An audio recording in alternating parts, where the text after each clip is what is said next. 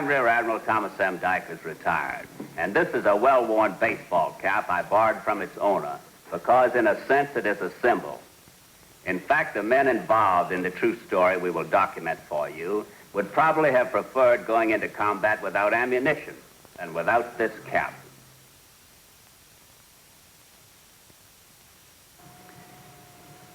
In August 1943, the USS Grayling was concluding her 5th Pacific Patrol. Her skipper was Lieutenant Commander John E. Lee of Rancho Santa Fe, California, a veteran of 14 consecutive months of combat duty.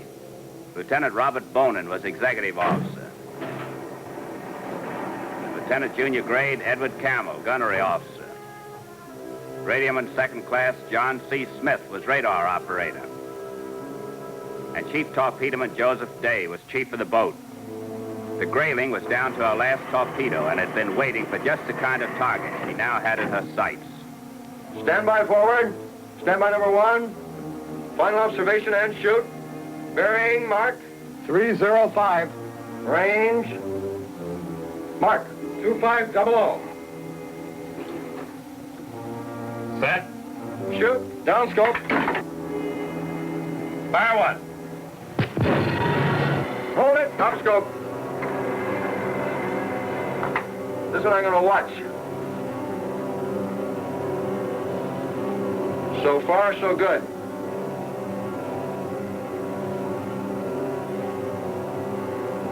Ten seconds.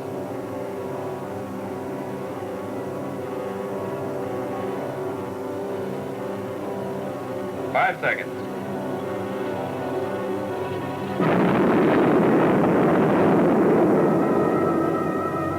Bullseye. Take a look, Bob. She's slipping out of sight fast, Captain. Got a square midships. Oh, boy, what a beautiful shot. The crew's been talking for days about making this last one count. Sort of a going-away present for you. Well, they couldn't have given me a better one. Down scope. Well, what say we head for home?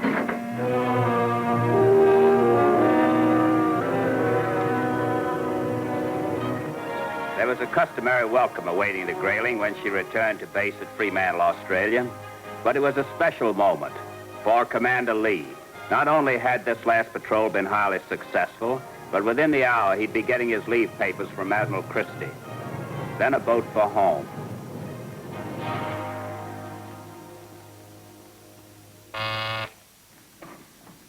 What is it, Johnston? Commander Lee is here, sir. Oh, send him in.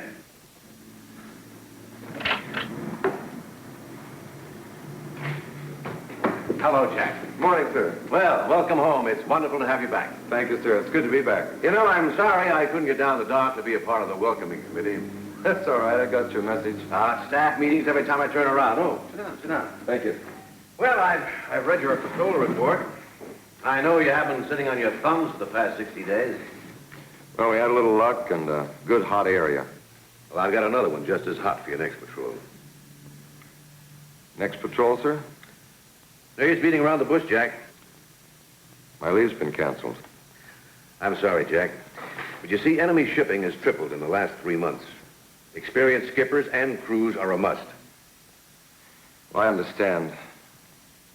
What about the men, sir? Does this affect the 25% quota replacement? It affects all personnel. Now, Jack, we have the manpower. They're all green kids. I just can't take a chance in sending them out. Oh, excuse me. Yes, Johnson? Admiral Ricks is in the conference room, sir. Tell him I'll be right in. Well, another staff meeting. I'll be going, sir. We can talk about this later, Jack. What about some tennis this afternoon? Fine. 4 o'clock as usual? 4 o'clock. It's really good to see you back. Thank you, sir. See you at 4. Goodbye, Jack. It took only 3 weeks to refit the Grayling, and on October 1st, 1943, she started on her 6th combat patrol. Well, the men didn't take the leave canceling as hard as I thought they would? Oh, you know why, don't you? No, why? Well, you got a loyal bunch here. I think the men would parade the Grayling colors down the main street of Tokyo if you asked them. Well, the best piece of luck I've had is to get a crew like this. As long as we're underway, I think I'll cut them in on some of our orders. Captain speaking. Our orders are to proceed to the coast of Borneo for a 5-day patrol of enemy shipping lanes. Then proceed to the Philippines. Lie in wait off Corregidor for anything going in or out of Manila Bay. I needn't tell you this will be no Sunday picnic. Good luck. En route to their destination, every mile of the ocean was considered enemy water. 3 days out of Fremantle, on October 4th, 1943, the routine of shipboard life settled down on the Grayling, and the traditional playoff for the Patrol Checker Championship started. Any word, Jack? They're just starting the semifinals. What's the first game? Skipper's playing Beaver Rankin. Hey, that should be pretty good. They've each held the championship once. Hey, my money's on Chief Day.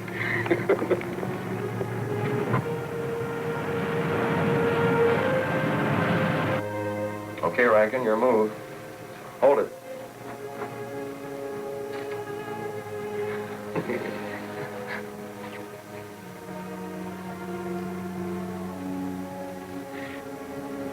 Captain to the conning tower. Captain to the conning tower. Remember, it's my move.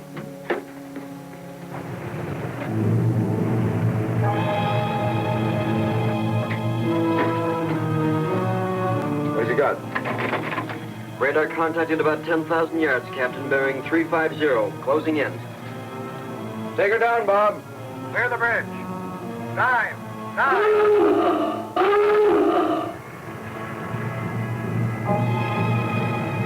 Battle station, torpedo.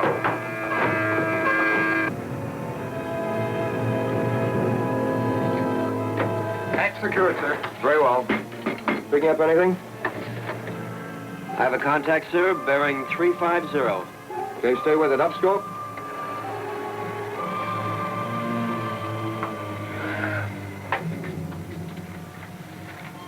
Can't see anything but weather. And none of it good. Yeah. Oh, pea soup. Uh-huh. Anything more? Nothing more than a guess, sir. I'd say it's twin screws, maybe a tanker. Closing in fast, though. This might be a good chance, Captain, to see how good or bad radar is. Not on your life. They send us out with a full load of fish, then we can experiment. Besides, we'd have to surface. You know what this fog is like. We might run right out in the open. Here, let me take it. What have you got against radar, Captain? Oh, nothing really. Can't say much for it either. Except when they perfect it. Can't see a thing. No, hold it. Wait a minute. We're out in the open. Just barely make him out. If he doesn't start zigging, we got ourselves a sitting duck. We'll have to work fast.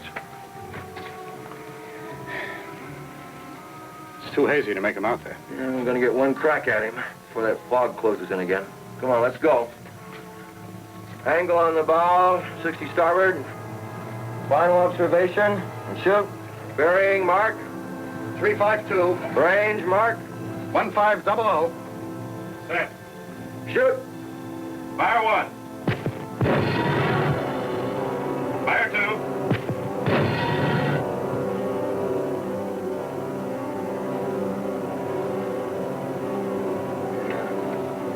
Number 1's a clean miss.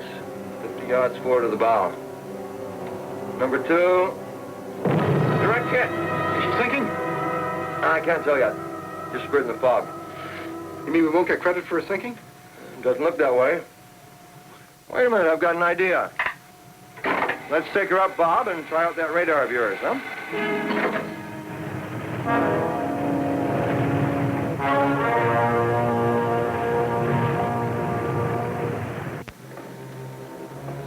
That's it. Now you've got it. Looks to me as if he's got a double image in the screen. Double image, nothing. Caught her right amidships. She's breaking in two. That's the second half, you see. Got the contact, sir. 5,000 yards, closing in fast. Must be the escort. Aerial contact, Captain. Planes overhead at 270. Clear the bridge. Dive, dive.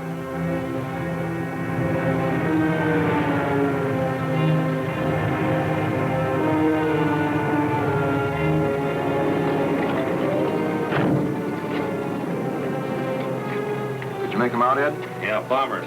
4, maybe more. Surface contact closing in fast, Captain. Oh, they've got us coming and going. Shall we rig for silent running, Captain? No, I want that destroyer to find us. As long as we can keep a surface vessel on our tail, we've got a perfect umbrella. Those bombers won't dare drop anything for fear of hitting their own ship. Of course, the trick is to stay clear of the destroyer's depth charges.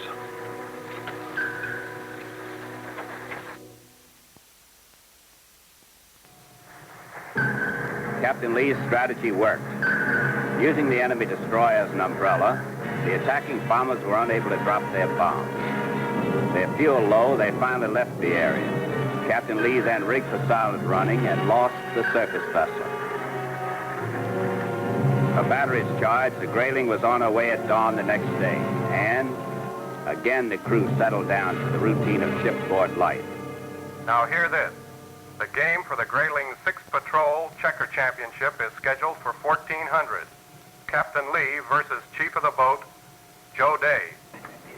All right, gentlemen, no money showing your markers good. There is no gambling in the United States Navy, just a friendly vote of confidence in your choice. All markers redeemed or collected before your first liberty. So step right up, your credit's good with good old honest John. Now, who else for Day? Who else for the champion, huh? Ah, here we got him. Please, gentlemen, let the man through, let the man through. And your name, sir, is...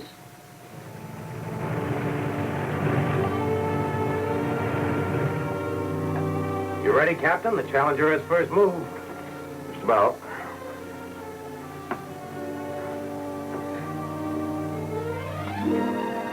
Okay. I'm ready, Day, if you are.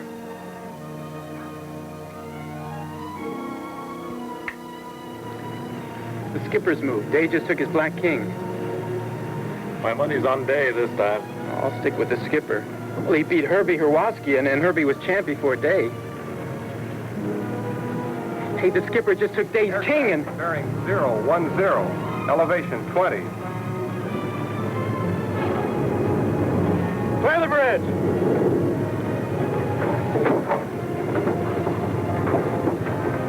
Did you arrange this, Lieutenant, after all your money is on Day? Keep going. Dive! Dive!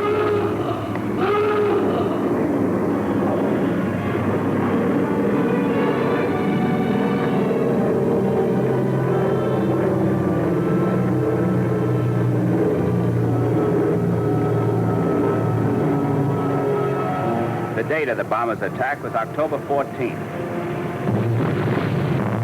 It was important to the Grayling, not only because it was a near-fatal encounter, but it marked the beginning of the most furious combat action the Grayling was ever to see.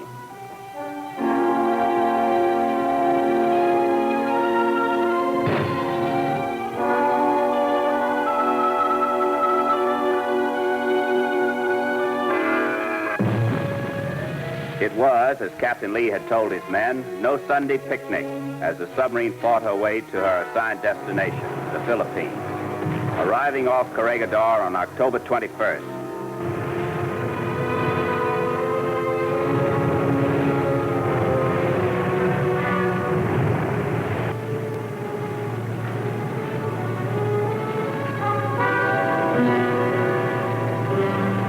Captain, to the bridge. What's that, Ed? Something along the shoreline. It's dark to tell, but I think it moved. Morning, Captain. Morning, Ed. What's it look like? I can't make it out, Captain. We're gonna get out of sight pretty soon. Take her down, Bob. Yes, sir. All right, clear the bridge. Dive! Dive!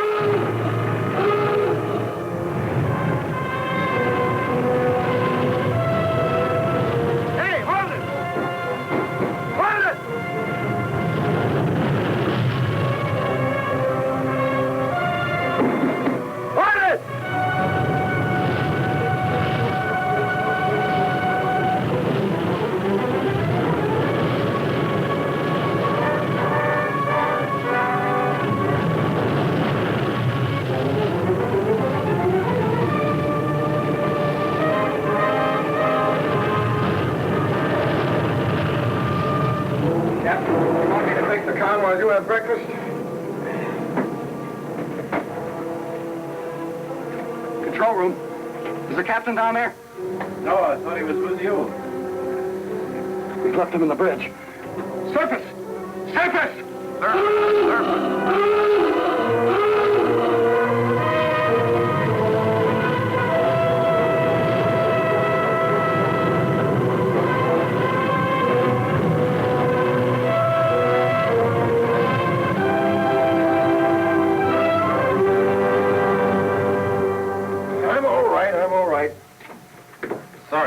Captain. I just didn't see you. Forget it, Ed. It was my fault.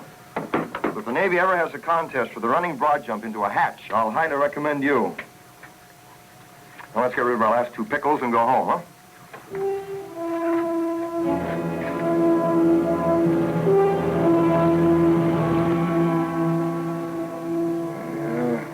Beats me. Take a look, Bob. Looks like Inter-Island Transport, probably a supply ship.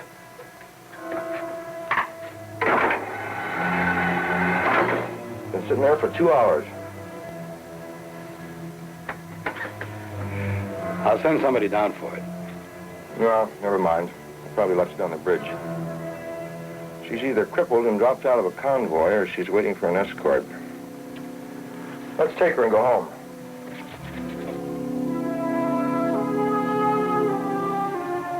Up, scope.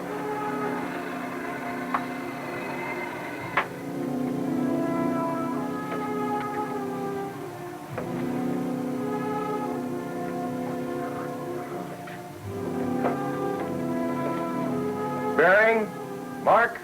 030, Range, mark. 2500. Down, scope. I don't know.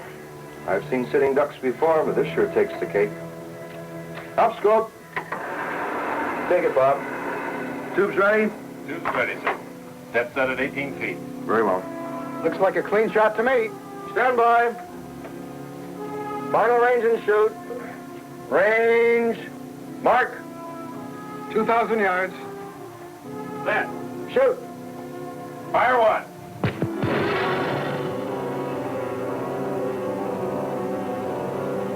Fire two.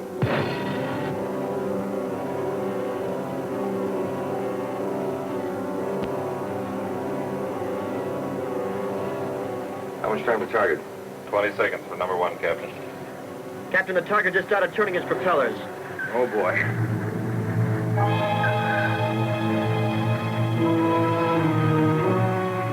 How about that? It's a Q-ship, and she's stripping for action. Brother, we sure walked into this one. Down scope. All ahead full. Left full rudder. All ahead full. Left full rudder. Take her down to 180 feet. Aye, aye, 180 feet. Rig for depth charge, rig for silent running.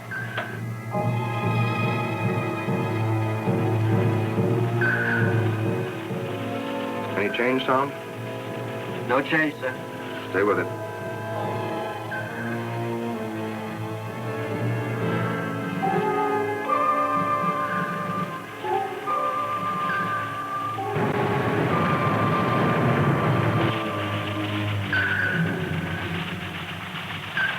He's passing overhead, Captain.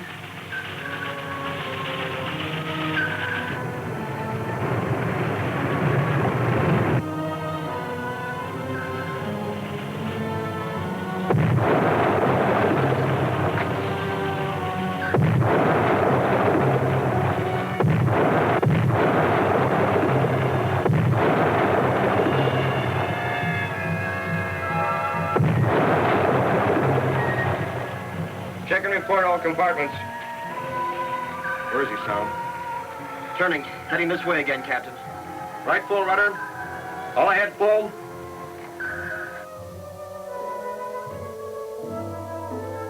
All compartments report no damage, Captain. Propeller's speeding up. He's starting a run.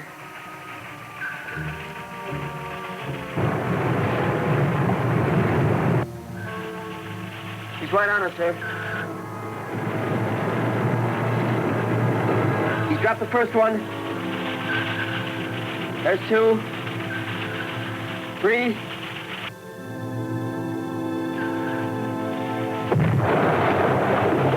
Here they come.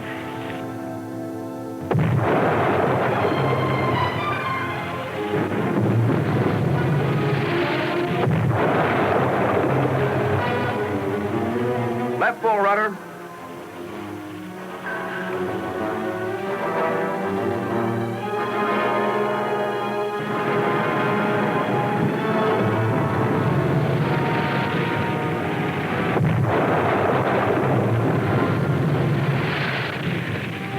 Can't shake him off a tail.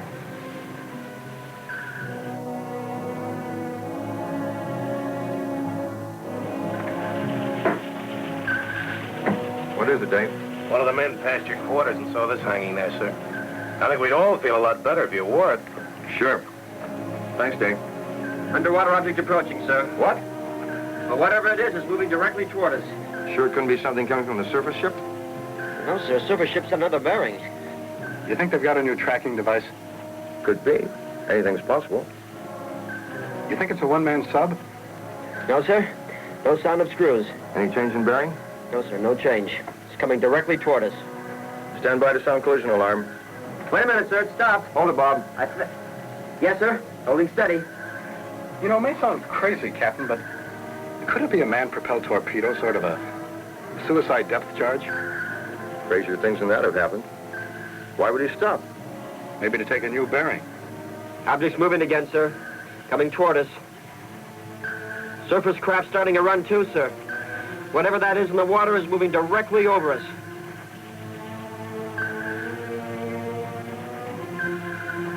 Veering to port now. Look, that doesn't... Sir? Well, what is it, Smith? The surface craft's veering off to port, too. Following the underwater object? Yes, sir. They're both on the same course. Of course. It's what I think it is, gentlemen. We've just become the first submarine in naval history to be saved by the curiosity of a whale.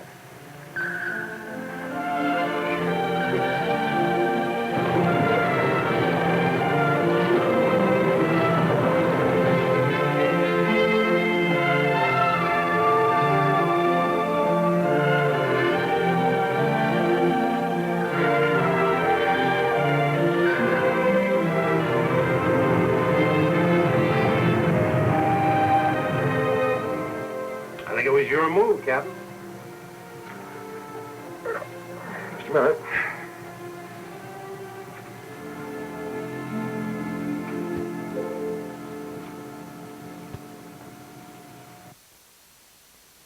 I'll be back in a moment with our special guest.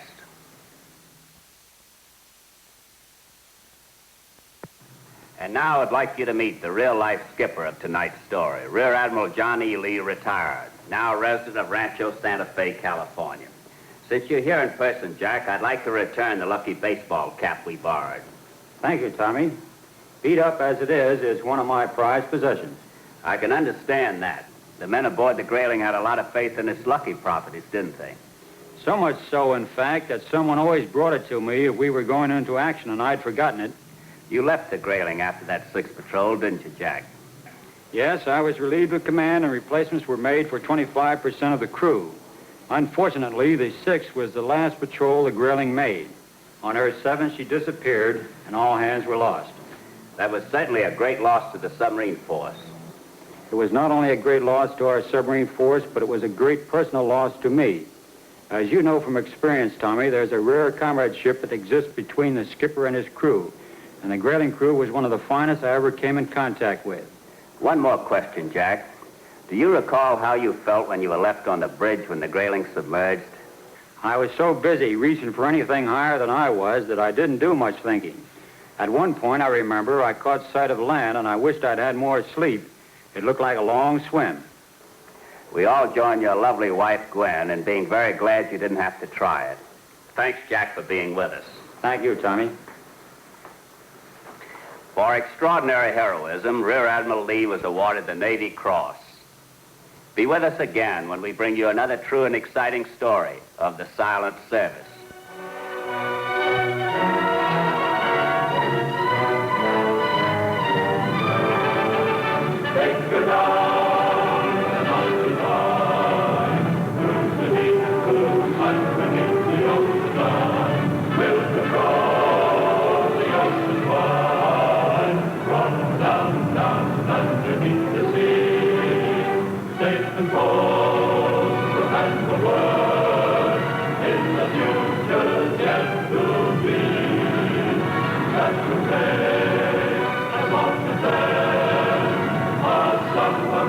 Underneath the sea, so ring for time, and take for down, down, underneath the ocean, fearless man, who might renown, in the deep blue, underneath the sea.